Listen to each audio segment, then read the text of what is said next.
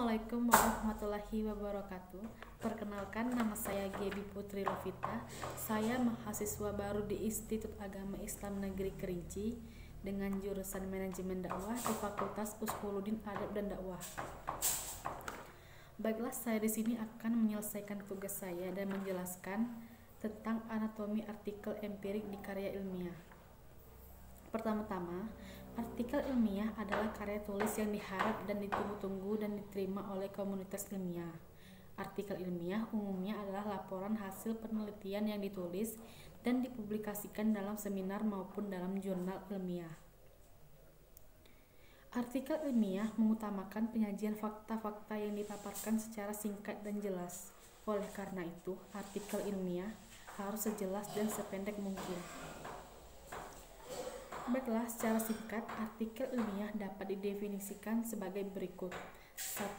Publikasi hasil penelitian atau hasil perenungan pemikiran ilmiah yang orisinil. 2.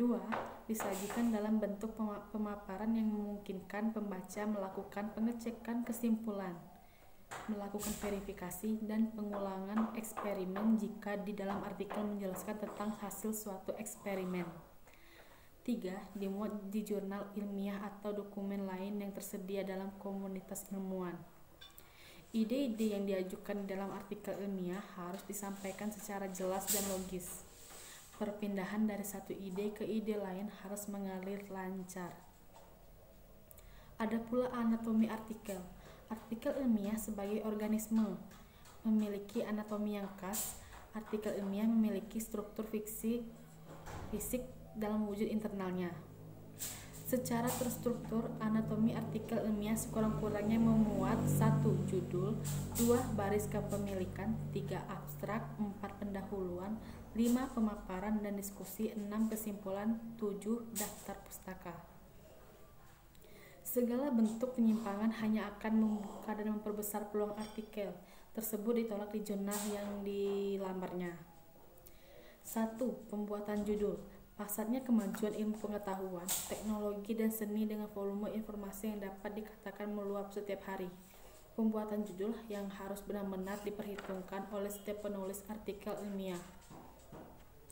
Oleh karena itu, perlu diusahakan agar judul dapat memikat orang yang sedang mencari informasi berkeinginan untuk terus mencari tahu lebih dalam dengan menelaah keseluruhan isi artikel.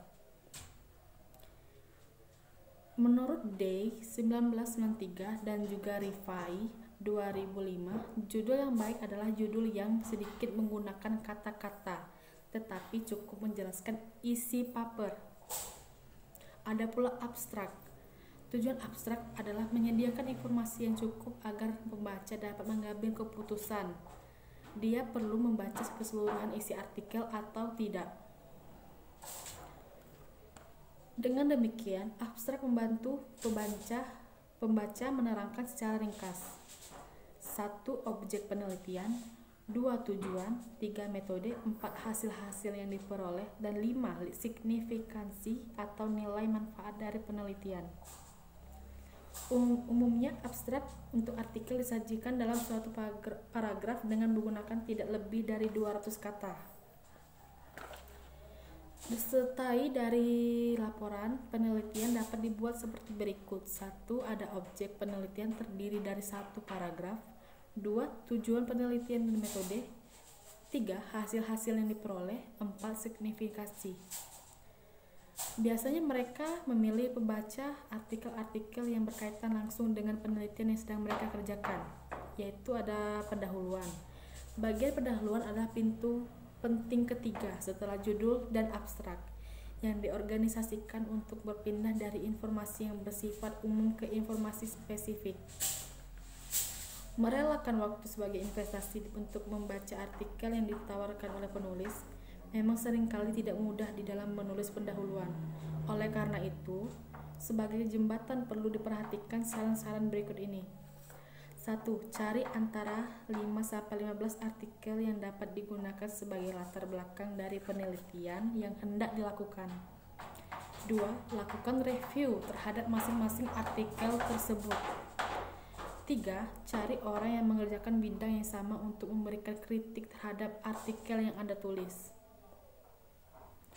bagi pembaca untuk memahami bagian-bagian selanjutnya dari artikel itu mengenai beberapa pertanyaan seperti berikut.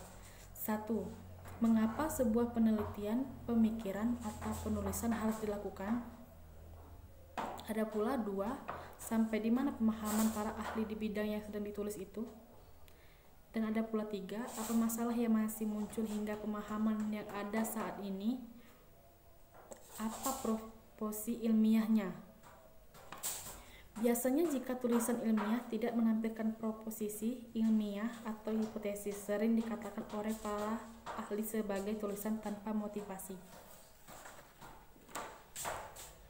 Dalam agenda, penulis harus menyebutkan alur bagaimana artikel ditulis untuk menjawab pertanyaan-pertanyaan penelitian. Jika perlu, penulis dapat mengungkapkan kesimpulan sederhana pada bagian ini. Biasanya, artikel ilmiah yang baik selalu mengandung sejumlah pernyataan luas dari 1. Asumsi-asumsi klasik, 2. Pengetahuan yang telah dipahami masyarakat secara umum, dan 3. Spekulasi-spekulasi dugaan yang lengkap. Beberapa hal yang perlu diketahui oleh setiap penulis adalah kesalahan-kesalahan yang tidak perlu terjadi.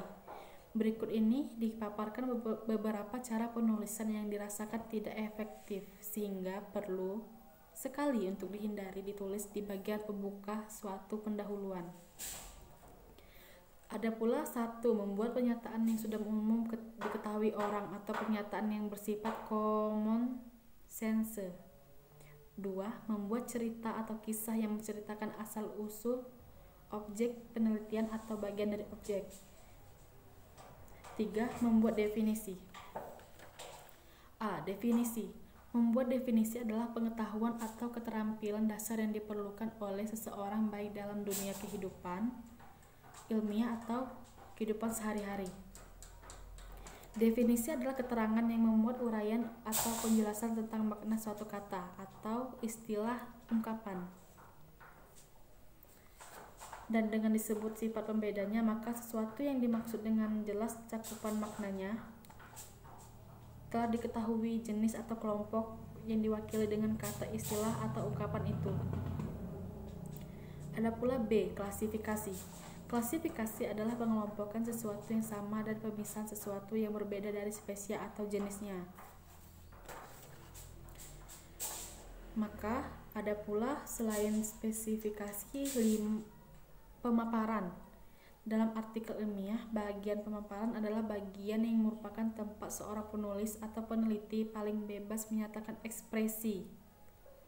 Namun, meski bebas, ada saran yang perlu diperhatikan, yaitu agar setiap pemaparan 1. Jangan berpanjang lebar ketika melakukan pembahasan. 2. Melakukan pembahasan dengan argumentasi yang logis dan menggunakan logika. 3. Pendapat yang telah direview di bagian pendahuluan tidak diulang lagi, tetapi cukup diacukan seperlunya. Pemaparan adalah bagian yang digunakan untuk menyajikan data-data atau hasil penelitian. Ada pula kesimpulan. Dalam ilmu logika, kesimpulan adalah proporsi yang didapat dari berbagai data dan argumen yang disajikan dalam pemaparan.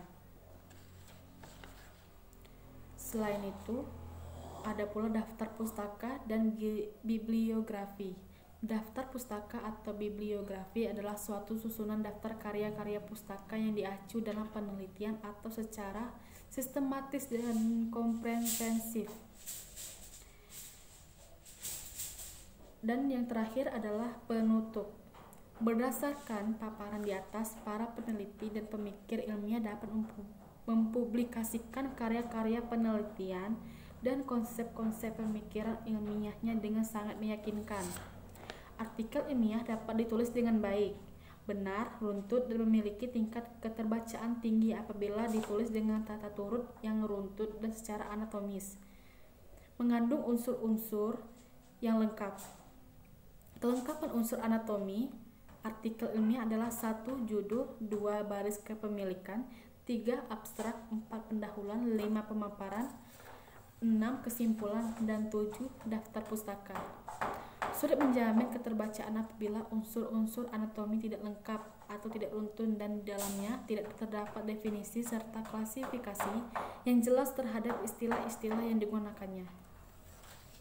Baiklah, terima kasih. Itulah presentasi dari artikel empirik karya ilmiah dari saya. Saya ucapkan Assalamualaikum warahmatullahi wabarakatuh.